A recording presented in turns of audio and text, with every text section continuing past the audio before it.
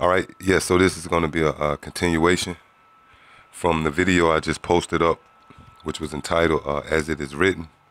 You know, for some strange reason, the video abruptly stopped recording, but you know, I was able to gather what all I recorded and posted up.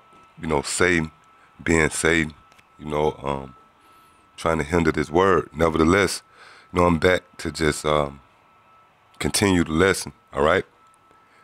And, you know, as always, before I begin, all praise, honor, and glory is to Yahweh Bashim Yahweh Shah, and double honors to the head apostles and elders of Great Millstone, and shalom to you brothers out there that's laboring in his work.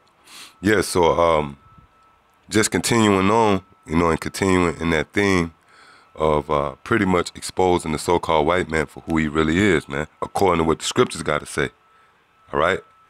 Which is undeniable proof that Esau, you know, the nation of Edom, is the so-called white man. When you extrapolate and through a process of elimination, it proves that you so-called white people are indeed the Edomites.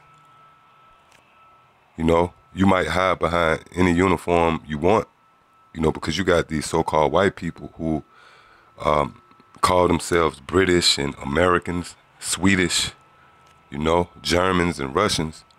But the fact remains that your biblical nationality is the nation of Edom, no matter what uniform or what banner you hide behind.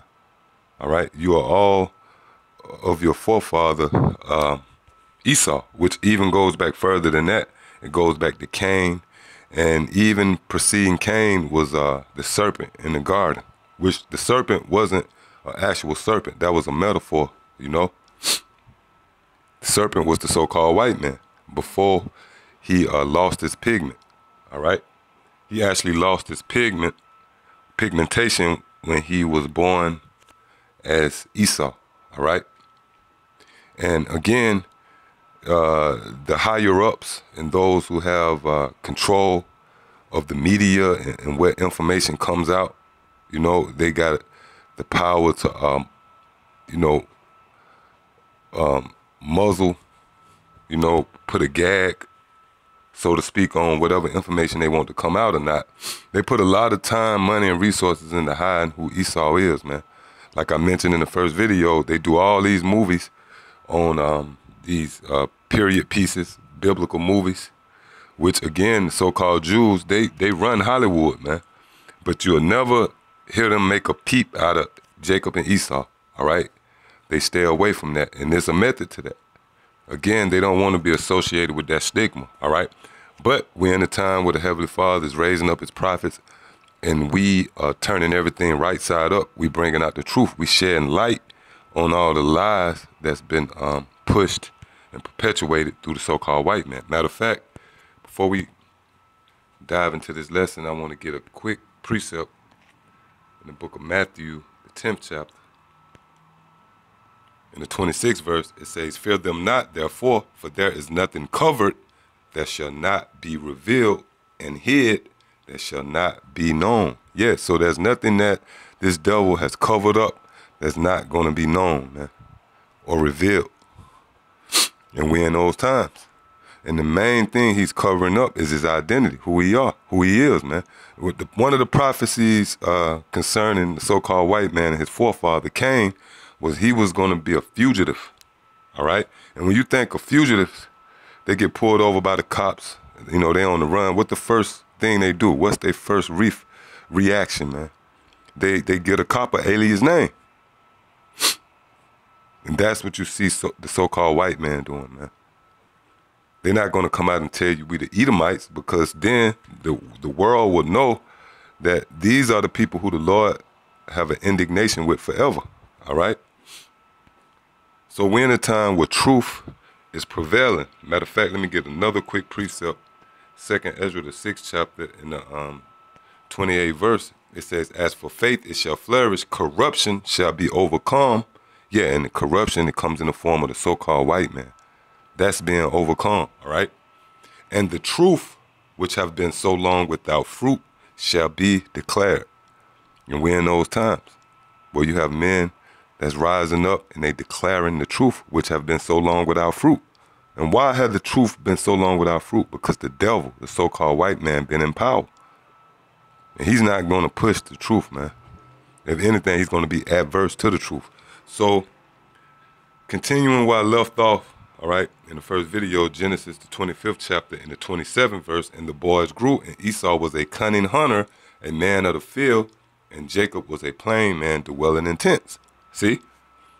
Like in the previous video, I mentioned, if you know anything about the Duck Dynasty, well, they created that duck call. They got rich off of that duck call, which that duck call is an instrument or a device that's used to lure other ducks, primarily in mating season. They'll make a mating call, and that's a form of being a cunning hunter, man. They got deer calls, and I was actually watching, a while back, I was watching the History Channel.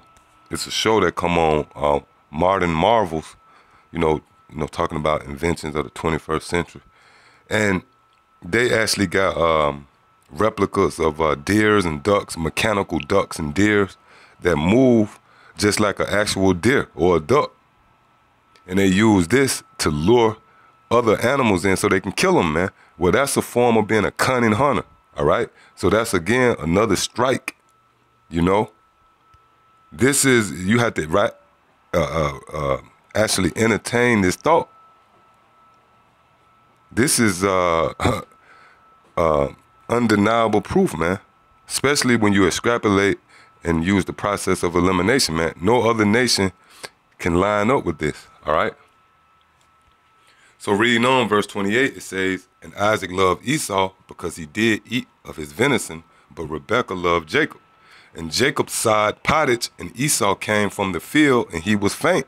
Yeah, so to set the stage, Jacob was cooking, and Esau came in the house, and he was faint, meaning he was hungry, all right? Verse 30, and Esau said to Jacob, feed me, I pray thee, with that same red pottage, for I am faint. Therefore was his name called Edom. So that's the connection, all right? When we call you so-called white people Edomites, that's because you are of your forefather Esau. Now, the point is Esau came in the house and asked Jacob to feed me that same red pottage. Now, the reason why this pottage was red, because Jacob was in the midst of cooking it. It wasn't finished cooking. And the meat wasn't done. And why is that important? Because if you can ask any so-called white man out there how they like their steak, how they like their meat. And to a man, they're going to tell you, I like it rare. And no further than medium rare, which is more proof that they are descendants of Esau. This is the way Esau liked it, his meat, red. That's why he said, give me this red pottage. Now, you got a lot of naysayers who will try to debunk that. People who try to come up against that idea, they'll say, well, lentils is actually red, and it had red beans, Well, we'll cut that when you go to the book of Hebrews.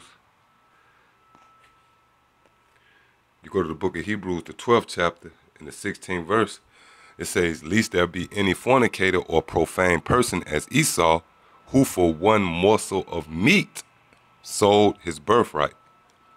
So that red pottage was actually red meat in it. And the reason why it was red, because it wasn't done cooking. This is how Esau like his food, man.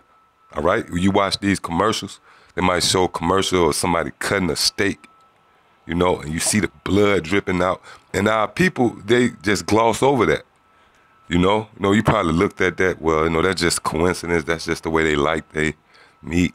It ain't got nothing to do with me. I like mine well done. That's just how the white man is. But when you filter it through the scripture, you see what it actually have a deeper meaning behind it, man. That's the Lord showing you in a subtle way that this man is indeed Esau, man. All right? And he's an Edomite.